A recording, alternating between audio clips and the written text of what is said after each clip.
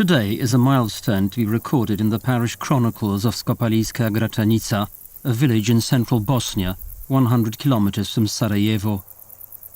2 children are to be baptized in the Church of the Immaculate Heart of Mary. Cardinal Vinko Pulic, the Archbishop of Verbosna, Sarajevo, officiates.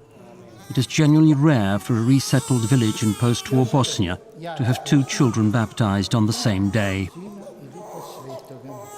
Before the war, this parish numbered 2,980 members, over 600 families. Today it numbers 923 faithful, 293 families. There is a good number of young people. Considering that this village was persecuted, the people driven out and homes destroyed and burnt to the ground, this is a positive picture that we see today. Perhaps the most positive of all the villages is Vrhbosna Archdiocese.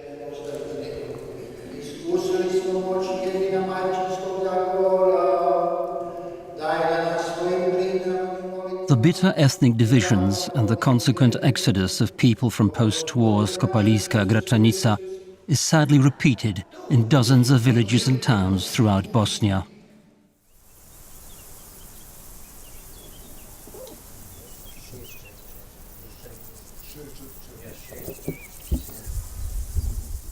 More than 20 years after the Dayton agreements, the majority of those driven out, predominantly Catholic families, still haven't returned. A clumsy and corrupt state apparatus even seems incapable of not suffocating itself. The international community, caught in the morass of a peace agreement, which has de facto become a constitution that entrenches ethnic tensions, is slowly seeking to extract itself.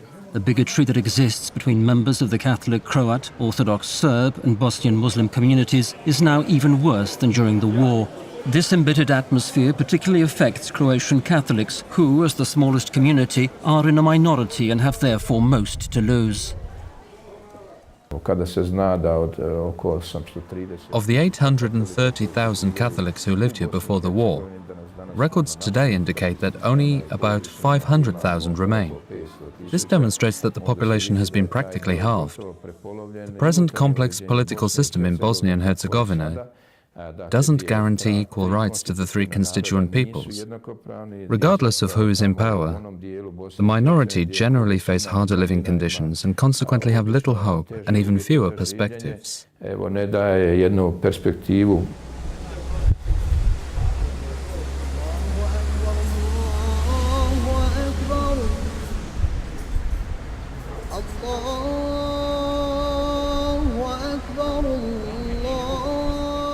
Religious and cultural segregation is particularly noticeable in the capital, Sarajevo, a city which used to be a symbol of tolerance and the integration of various faiths.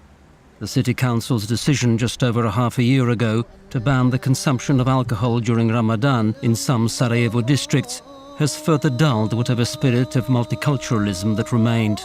Sarajevo's non-Muslim citizens express fear that these acts by the city's Muslim political elite herald a subtle imposition of Sharia law. We have certainly had a radicalization here. Though, in Muslim politics, thank God, there are rational, sensible people who don't approve of this. If they hadn't distanced themselves from this, it would have been a problem.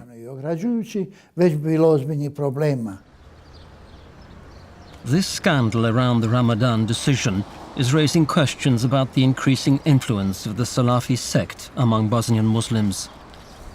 Most of the members of this fundamentalist movement, associated with a strictly literalist and puritanical approach to Islam, have come to Bosnia from the Arabian Peninsula and North Africa. Although this Islamic practice is not in harmony with local Bosnian Muslim tradition, the suffering and injustices experienced by the Muslim community during the war provided fertile ground for their growing influence in the local community.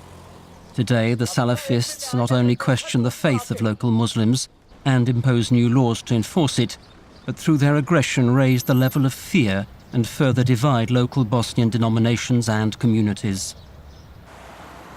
These concerns were heightened by local media reports that over 50 Salafists left Bosnia-Herzegovina at the start of the war in Syria to join rebels fighting President Assad's regime. The public is worried as to what awaits them on the return of these battle-hardened jihadists to Bosnia and Herzegovina.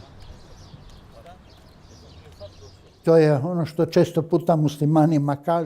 often say to the Muslims here, you have to strongly and decisively oppose the extremists, so that trust can be rekindled in all the people who wish to live with you here. So long as you don't come out and explicitly condemn those who are causing divisions in this democratic and tolerant community, you can expect serious doubts and fear of extremist Islam to persevere. We would also genuinely like to restore trust in all the Muslim groups here, not Arab, but the variety of Islamized Slavs. We would like them to accept us more as partners, as well as all those with whom we have to live with here, and thereby win back Europe's trust and that of the world.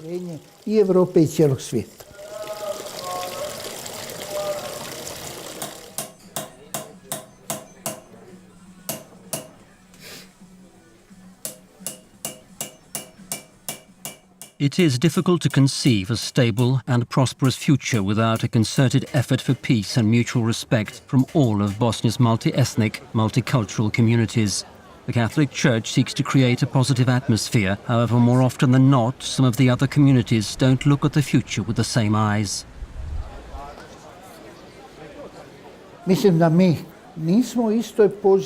I think that we are not in the same position. The Catholic Church is universal. It is present in the Croatian people, but it is not a Croatian church. The Orthodox Church is primarily Serbian and then Orthodox.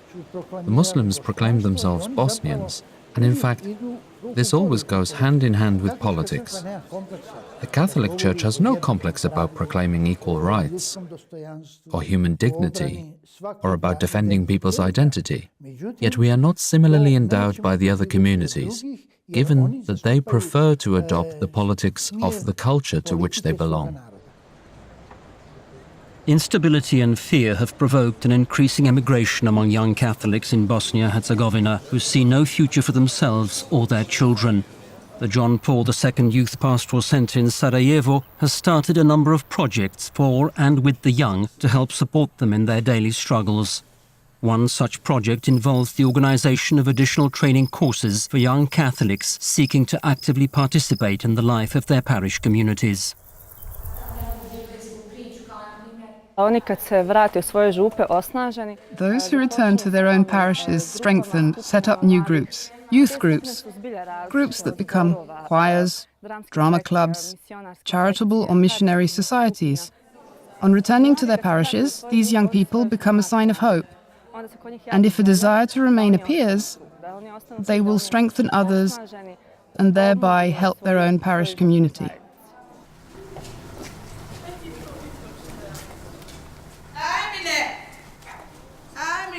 In the spirit of Pope John Paul II, the centre wants to create a positive atmosphere, promote further dialogue between the respective communities, and thereby slow this exodus.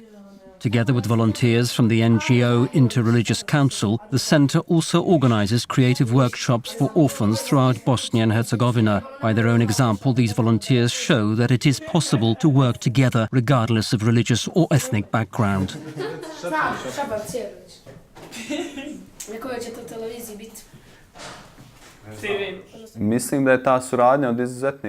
I think that this cooperation has great meaning, especially as this centre is named after an extraordinarily great man, Pope John Paul II, who also worked for similar causes that we are now trying to support, that we are trying to build.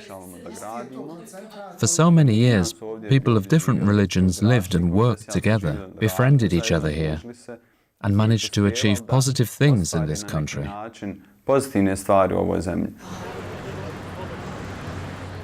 This year, together with the Serbian Orthodox Church from Sarajevo, the centre has organised an ecumenical camp called Friedensgrund in Skopaliskaya Gračanica. During a 10-day gathering, young Catholics and Orthodox Christians from Bosnia and Herzegovina are given the opportunity to get to know each other better in order to overcome the mistrust that prevails since the war.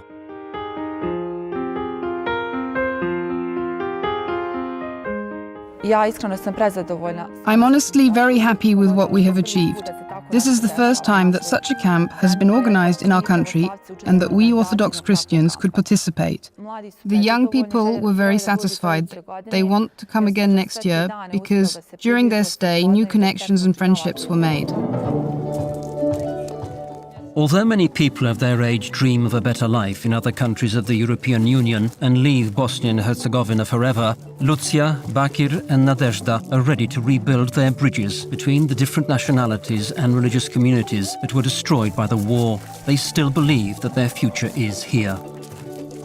Bosnia and Herzegovina has no alternative to dialogue. We must live and work together, regardless of the kind of state that there will be here.